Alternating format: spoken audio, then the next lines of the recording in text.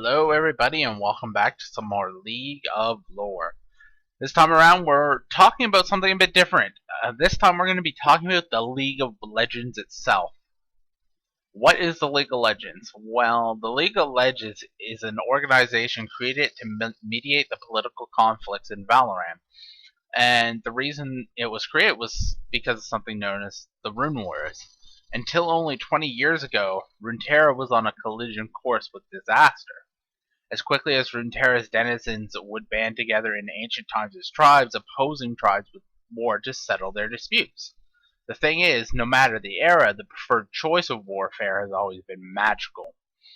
Armies would be enhanced or decimated by spell and rune alike. Champions made the most of magical items forged for them as they led or supported armies. And summoners, often the de facto leaders of Valorant's political forces, would unleash mighty magical powers directly against foes and their holdings with little regard for the consequences. With such an abundance of magical raw energy at their disposal, there was little motivation for summoners to explore more environmentally friendly forms of warfare. Within the last 200 years, however, the dangers of unchecked magical warfare began to expose the fragility of Runeterra to everyone residing in Valorant.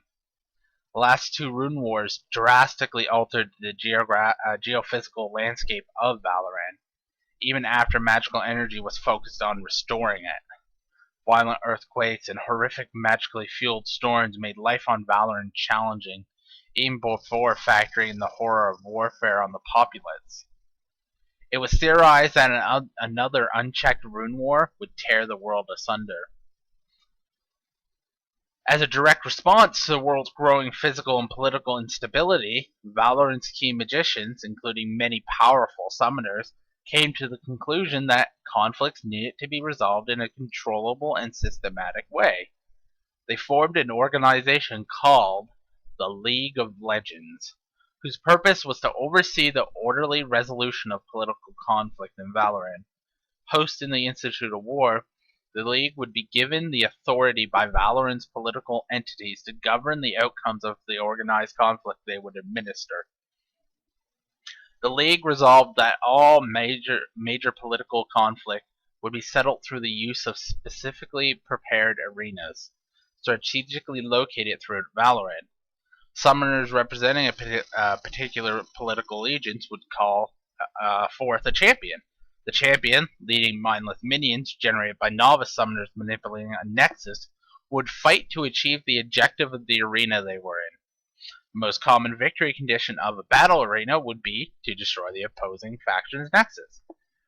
These arenas are collectively referred to as the Fields of Justice. While all major political conflicts were being funneled through the League of Legends, physical conflicts between warring political entities were not completely eliminated. For example, the strategic choice of a league to build the Institute of War directly between the constantly warring city-states of Demacia and Noxus stopped almost all direct confrontation between them. Though military skirmishes continued to break out, instead the warlike Noxian High Command has turned its ambition of conquest offshore. Even still, all political entities abide by the governance of the League of Legends. No wise regent would be foolish enough to rail against a vast cabal of immensely powerful magicians, summoners, and champions. The fights in the various fields of justice over which the League presides are not only of great political interest to Valorant, but also of great social interest. The League magically transmits the sights and sounds of the action as it unfolds to specially built arcane receivers located in key settlements throughout Valorant. Watching a fight in a field of justice is one of the more popular entertainment activities Valorant's denizens engage in. So let's talk about the structure now of the League of Legends. The League of Legends is supervised by a council of 3 powerful summoners known as the High Council of Equity. Each summoner has been on the Council of Equity since the inception of the League of Legends, except for its newest High Councilor, Haywen Relavash. High Council Relavash's ascension took place 5 years ago after the mysterious disappearance of the previous High Councilor, Reginald Ashram. However, after a scandal involving High Counselor Haywin Revelash, he has been stripped of his position and was imprisoned, and has been replaced by Vasaria Coleman, something like that. The Council of Equity is responsible not only for the leadership and guidance of the League, but also to act as the highest court of appeal for adjudication of Valorant's political entities. The structure of the League is focused around internal organizations that lead their various goals. Each city-state is assigned an emissary of the League, a diplomat who serves as an on-location political representative who enact the will of the League. The adjudicators are the arbiters assigned to give a match in the fields of justice, and the Council is the body of high-ranking summoners which rules over political outcomes once a battle arena match has been resolved. So let's talk about the city-states real quick. The League of Legends recognizes settlements with substantial influence on Valorant as city-states. So that means, again, you have to be a fairly significant settlement to actually get that acknowledgement. These nations are afforded a great deal of rights and protections within the League, such as being allotted one League Assembly Chair.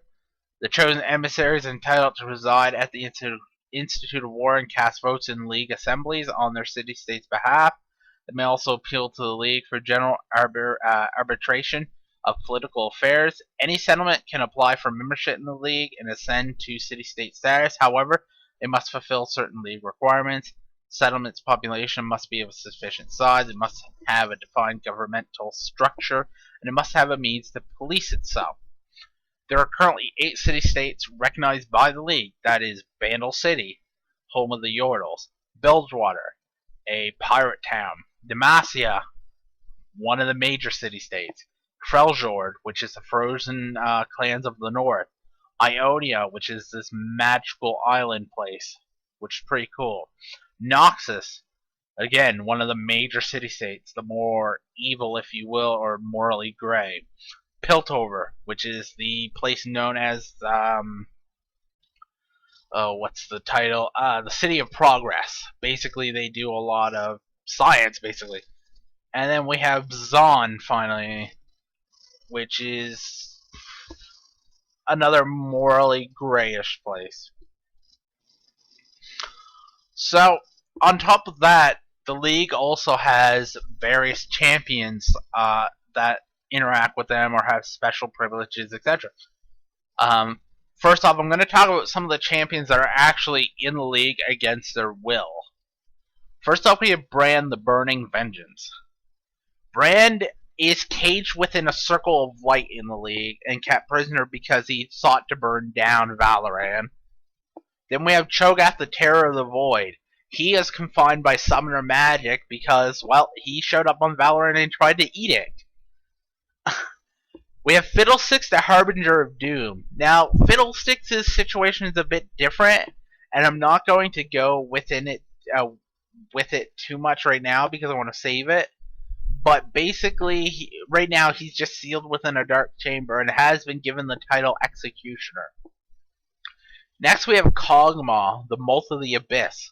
They basically keep Kog'Maw around by enticing him with tasty things to eat. Then we have Nocturne, the Eternal Nightmare. Nocturne went around murdering summoners, and finally he was bound to a Nexus fragment. And now he's kept within the League. And then finally we have Nasus' brother Renekton, the Butcher of the Sands. He is chained within a stone room. Apparently he was driven mad, and the summoners haven't been able to do anything about it. Now, moving on from the imprisoned champions, we have the more associated champions. We have Alistar the Minotaur Warrior. He's a residence as well as a guard. We have Amumu the Sad Mummy, who is a residence. Janna, the Storm's Fury. She's also a residence. Kale the Judicator. Residence as well as a millennium of service to the League. Lee Sin the Blind Monk. He was a former prodigy in the study of summoning before he injured himself.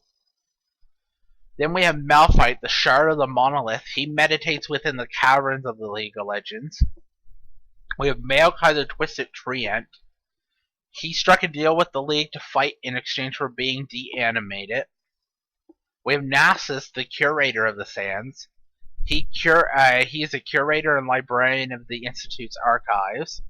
We have Rise, the rogue mage, resident, and was given study for his pursuit of ancient magic. We have Shauna Vane, the Night Hunter.